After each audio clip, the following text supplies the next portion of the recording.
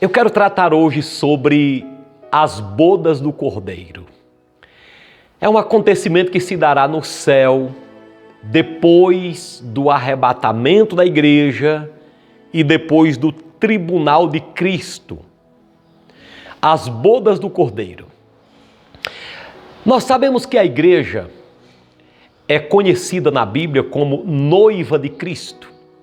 Noiva de Cristo e Cristo o noivo. Em várias passagens da palavra de Deus nós encontramos este termo. E nós sabemos que toda noiva se prepara para um casamento. Eis a razão por que o crente tem que se preparar para ser arrebatado. A noiva vive num período de preparação para casar-se. Um dia acontecerá o casamento de Cristo com a sua noiva, e isso se dará no céu. Existem várias partes da palavra de Deus que tratam sobre isso, mas a principal passagem, uma das principais passagens, se encontra em Apocalipse 19. E nós vamos ler os versículos de número 7 e 8. Diz assim: Alegremo-nos, exultemos e demos-lhe glória, porque são chegadas as bodas do Cordeiro, cuja esposa a si mesmo já se ataviou. Pois lhe foi dado vestir-se de linho finíssimo, resplandecente e puro, pois o linho finíssimo são os atos de justiça dos santos. Nós encontramos aqui o termo bodas do Cordeiro, ou seja, casamento do Cordeiro. Vamos ler de novo. Alegremo-nos e demos-lhe glória, porque são chegadas as bodas do Cordeiro. A primeira coisa que nós notamos nesse texto é que as bodas serão momentos de alegria. Alegremo-nos, o texto diz. Na hora em que Cristo estiver celebrando as suas bodas, a festa do seu casamento no céu, com a igreja, será um momento de alegria. O texto também diz, além de dizer alegremo-nos, diz exultemos e demos-lhe glória. A segunda coisa que nós notamos aqui é que as bodas do Cordeiro é o motivo pelo qual Deus deve ser glorificado na pessoa de seu Filho Jesus. Porque eles estão chegadas às bodas do Cordeiro, cuja esposa a si mesma já se ataviou. Nós encontramos uma terceira coisa aqui, que para fazer parte da esposa, igreja, precisa se ataviar. E como se ataviar? Praticando a palavra de Deus, obedecendo às suas exigências. A esposa aqui já se ataviou, ou seja, ela aparece aqui adornada, arrumada para o casamento. Toda noiva prepara para se casar sua casa, principalmente seu vestido. Umas usavam véu antigamente, o buquê de flores.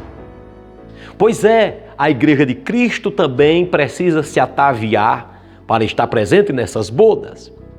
Em último lugar, o texto que eu li, versículo 8, diz: Pois lhe foi dado vestir-se do linho finíssimo, resplandecendo e puro, pois o linho finíssimo são os atos de justiça dos santos. Quando a noiva estiver no céu, ela será vestida. Quando a igreja estiver no céu, receberemos novas vestes, a Bíblia diz. E essas vestes são de linho finíssimo. E esse linho representa os atos de justiça que nós praticamos na terra. Se você deseja fazer parte das bodas do Cordeiro, estar presente naquela mesa, então você precisa praticar a justiça de Deus na terra. Você precisa praticar a palavra que Ele estabeleceu para você estar presente lá e receber essas vestes nas bodas do Cordeiro.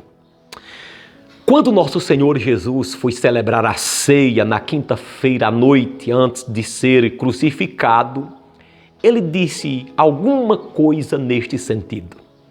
Ele disse assim: olha, vocês vão beber este vinho, mas não beberão mais comigo, antes que nós bebamos juntos no reino do meu Pai.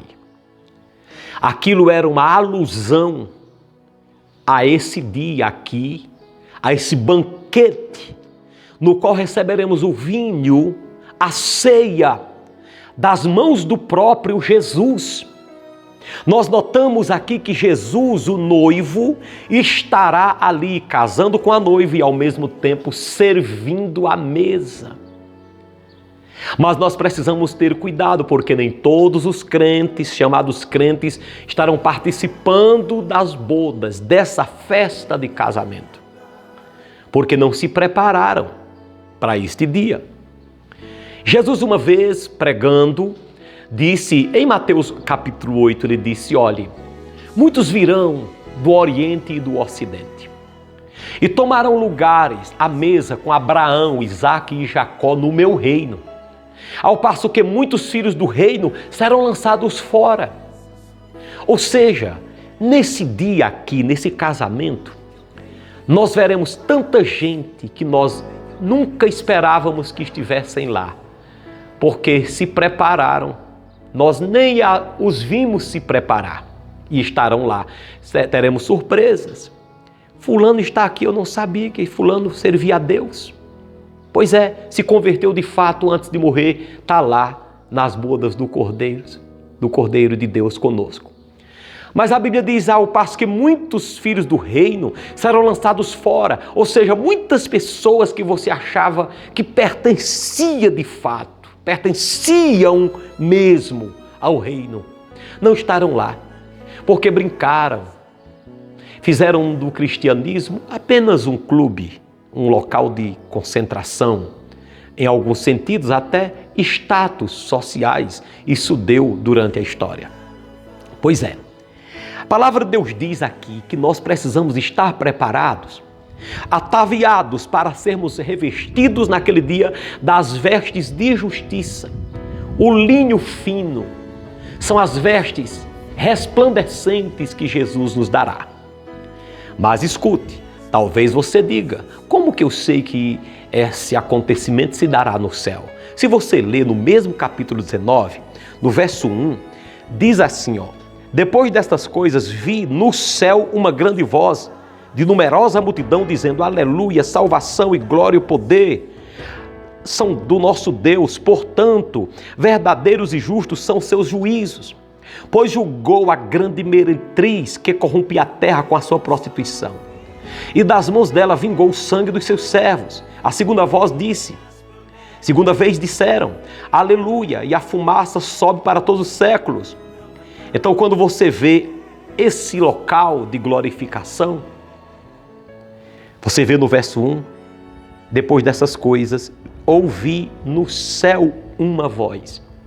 E essa voz que acontece no céu é a mesma que anuncia as bodas do Cordeiro, a ceia do Cordeiro no céu. Você faz parte da noiva de Cristo? Você está se ataviando? Está se preparando para aquele momento? Pois é, será um momento de muita alegria, segundo esse texto. Um momento em que Deus será glorificado. Um momento em que a igreja será revestida com vestes resplandecentes e com linhos finíssimos. Mas não confunda esta ceia do capítulo 19, verso 7 que eu li, com a ceia do versículo 17. Não é a mesma ceia. O capítulo 19 fala de duas ceias, a ceia do Cordeiro e a ceia de Deus. As bodas do Cordeiro, que é o casamento de Cristo com a igreja, e as bodas, a ceia de Deus, que é outra coisa. Veja o verso 17. Verso 17 diz assim, Então vi um anjo posto em pé no sol, clamou com grande voz, falando a todas as aves que voavam pelo céu: vinde, reuni-vos para a grande ceia de Deus. A ceia de Deus não são as bodas do Cordeiro. As bodas do Cordeiro acontecem no céu. A ceia de Deus acontece na terra. As bodas do Cordeiro é a festa de casamento da igreja e Cristo. Isso mesmo. Mas a ceia de Deus é o momento de punição de Deus sobre os que ficaram na terra. A Bíblia Sagrada diz que as aves dos céus vão comer a carne dos homens sem Deus. Irão picar, comer, rasgar a carne dos homens sem Deus.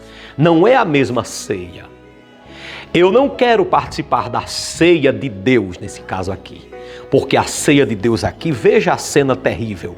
O verso 18 diz: para que comais a carne dos reis, carne dos comandantes, carne dos poderosos, carne dos cavalos, carne de cavaleiros, carne de todos, quer livres, quer escravos, quer pequenos quanto grandes. Aqui é o momento em que Deus vai liberar as aves dos céus para comerem, espedaçarem a carne dos homens sem Deus.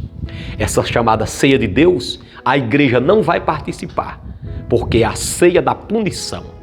Aqui quem vai comer são as aves. Elas vão comer a carne dos homens sem Deus. Isso se chama ceia de Deus. Agora, a ceia do Cordeiro é quando estaremos comendo o pão e o vinho no banquete celestial. Essa é a ceia, as bodas, chamadas de as bodas do Cordeiro. Mas para estar presente nas bodas do Cordeiro, eu lhes digo mais uma vez, precisa se preparar, precisa se ataviar. Eu lhe mostrei. Lembra das 10 virgens? Somente 5 estavam preparadas para as bodas. O texto diz: vinde para as bodas do Cordeiro. Mas 5 não puderam, porque não levaram azeites suficientes em suas vasilhas. Cabe a você decidir entregar a sua vida a Cristo e viver para Cristo, para que você possa participar da ceia de Cristo e não da ceia de Deus. Deus abençoe e vamos prosseguir.